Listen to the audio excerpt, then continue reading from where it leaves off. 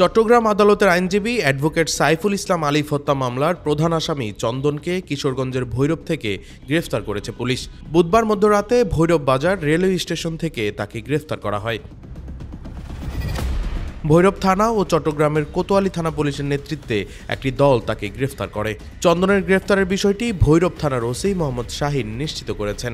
চন্দন Chittagong bundle রোডের সেবক কলোনির মেথরপট্টি এলাকার মৃত ধারীর ছেলে।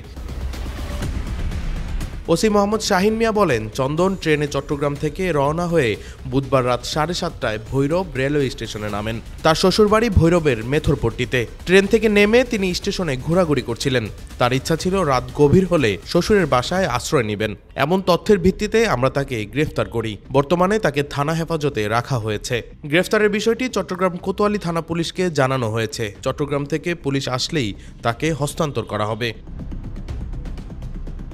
তিনি জানান, ওই হত্যার ঘটনায় মামলা দায়ের হলে প্রধান আসামি চন্দনকে ধরতে চট্টগ্রাম ডিবি গত 2 দিন ধরে ভৈরবে অবস্থান করছিল। ডিবি জানতে পারে আসামি চন্দনের শ্বশুরবাড়ি ভৈরব এলাকায়, কিন্তু ডিবি তার খোঁজ পাচ্ছিলেন না। বুধবার তথ্য প্রযুক্তির মাধ্যমে জানতে পেরে তিনি ভৈরবে অবস্থান করছিলেন। পরে খবর জানানো হলে আমরা সন্ধ্যার পর থেকে ভৈরব রেলওয়ে স্টেশনে অবস্থান নিয়ে তাকে গ্রেফতার করতে সক্ষম হই।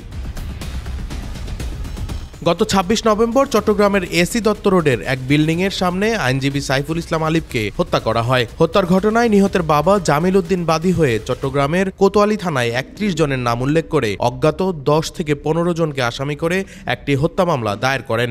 ওই মামলার 1 নম্বর আসামি চন্দন। এই মামলায় পুলিশ আগেই 9 জনকে গ্রেফতার করলেও প্রধান আসামি চন্দন ঘটনার পর থেকেই পলাতক ছিলেন। Desk report, metro TV.